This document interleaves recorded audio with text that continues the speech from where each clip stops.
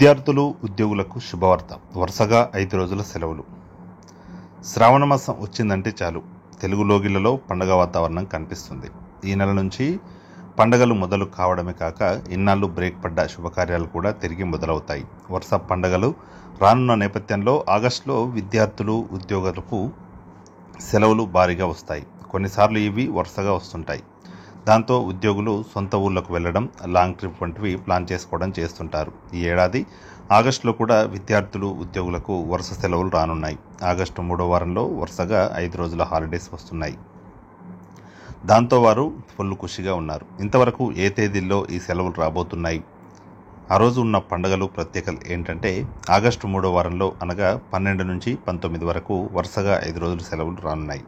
ముందుగా ఆగస్టు 15 స్వాతంత్ర దినోత్సవం కావడంతో ఆ రోజు అనగా గురువారం ప్రభుత్వ, ప్రైవేట్ విద్యా సంస్థలు, కార్యాలయాలకు సెలవు.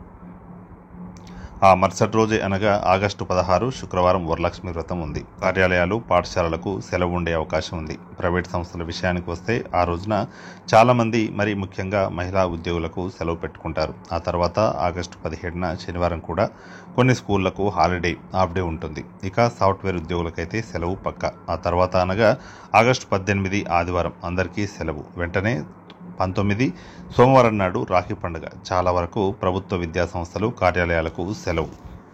ప్రైవేట్ యాజమాన్యాలకు ఆప్షనల్ డే. ఇలా మొత్తంగా చూసుకుంటే ఆగస్టు 3వ వారంలో వరుసగా 5 రోజుల సెలవులు రానున్నాయి. ఆగస్టు 17 శనివారం ఒక్కరోజు కేవలం సాఫ్ట్వేర్ ఎంప్లాయీస్కి మాత్రమే సెలవు. దాంతో ఒక్కరోజు సెలవు పెట్టుకుంటే వరుసగా 5 రోజుల పాటు హాలిడేస్ ఎంజాయ్ చేయవచ్చు. సో ఎక్కడికైనా ట్రిప్పులకు వెళ్ళాలనుకునేవారు ఈ అవకాశాన్ని వినియోగించుకోవడం బెస్ట్ ఆప్షన్ అంటారు.